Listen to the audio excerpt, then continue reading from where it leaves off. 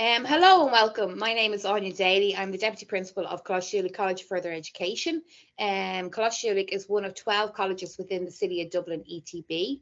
I oversee the employer engagement provisions across the college, and I'm currently overseeing the Erasmus Bridges Work-Based Learning project on behalf of the City of Dublin ETB.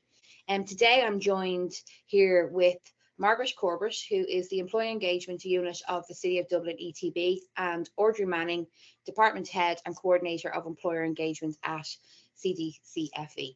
So we're just going to have a chat and a little discussion around how the City of Dublin ETB and its colleges engage with employers.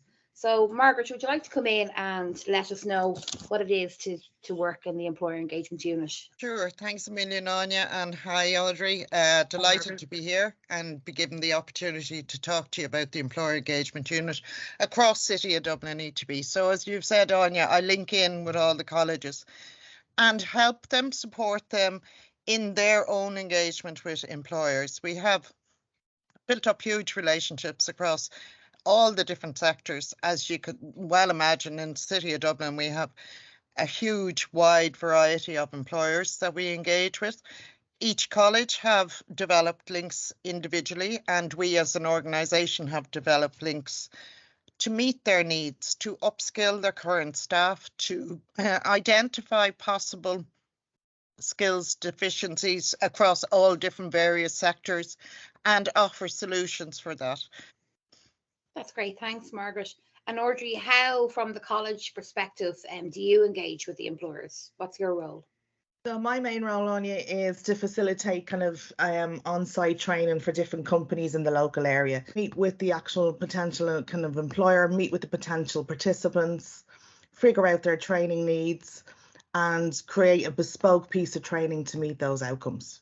And what would you see, Audrey, as the benefits of the employer engagement for the college?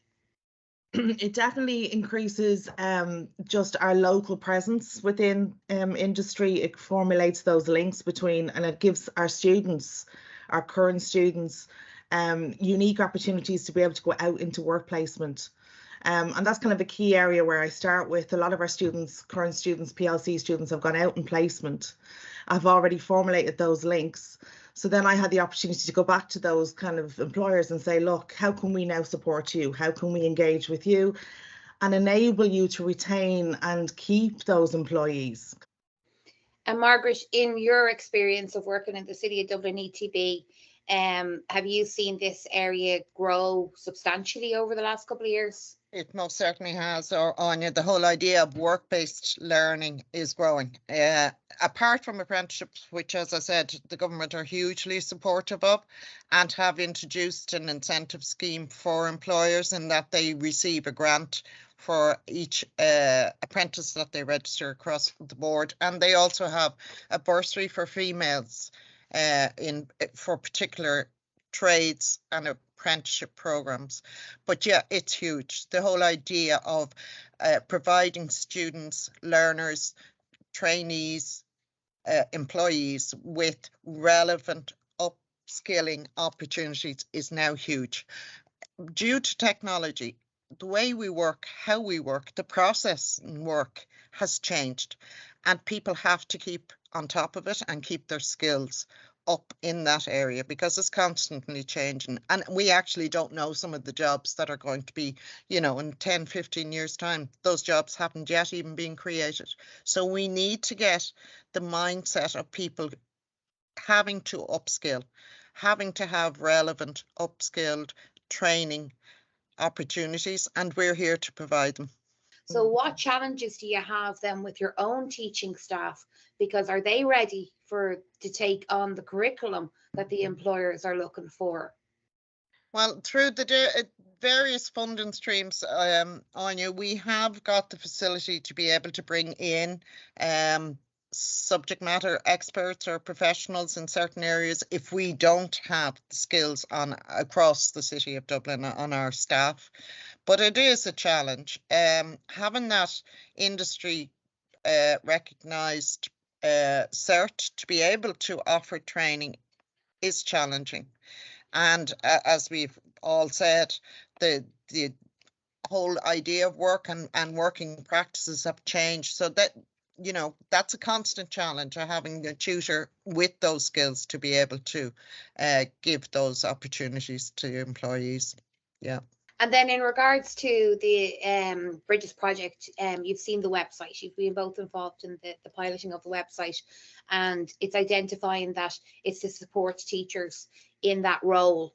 And like, so in regards to the website, a teacher will work their way through their website, and they get the recognition that they've actually worked their way through that website.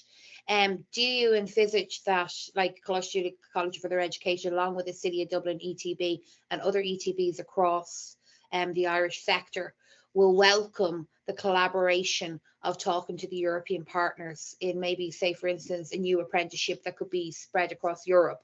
So to get that there will be familiarity across the different sectors or the different states of Europe.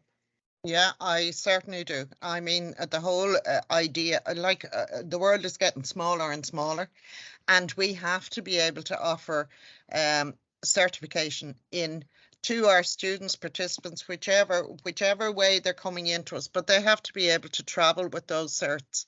And yeah, I do think it would be hugely beneficial to everyone right across Europe to become engaged and link in with each other and support each other, and best practice, and you know, all of the learning that'll come from that will be fantastic, and it can only enhance any of the programs that we'll be offering. Yeah, definitely.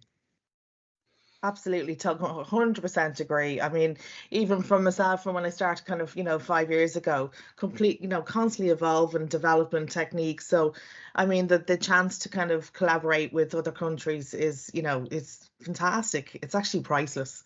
And to pick up different kind of methods and strategies that other people are using and have had success with, I think it's a win-win for everybody. Yeah, and avoiding the pitfalls, because Yeah. we'll all have them.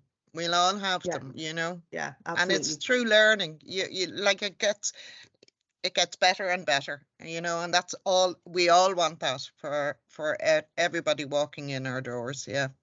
Absolutely. And I suppose on a final note, it's identifying that us as educators and offering and facilitating education, we're lifelong learners ourselves. Exactly. So if we're open to the lifelong learning and to continued professional development, it's a full circle. So exactly. Yeah. Okay, so that's it. That's all I wanted to ask you today, and thank you both for coming along. It was really good to have you both here, and really insightful what you got to share with us. Is there anything that you'd like to add before we wrap up the meeting today? Yeah, no, I actually, as you've said, I've seen the Bridget's website. I think it's really good, and it's very clear, concise, and it from my experience, it exactly has all the steps identified for building those relationships, both internally within our own buildings, and then also within the wider community of City of Dublin ETB, and then within the sector, and then internationally. So well done. It's really a good website. Okay, yeah, thank you. I agree, and I'm really excited to kind of see going forward the collaborations from the different countries within the framework. I really want to kind of share those experiences, share the case studies, and as I say, pick up on those extra bits of strategies and methodologies that I could implement in my own work and life day to day. So yeah, really excited to see what happens going forward. And thank you for today's opportunity. Yeah. Great. Well, thank you, and enjoy the rest of your day. And I'm going to wrap up. Thanks, Sonia. Thanks, Bye. Thanks, Sonia. Thanks, Audrey. Thanks, Margaret.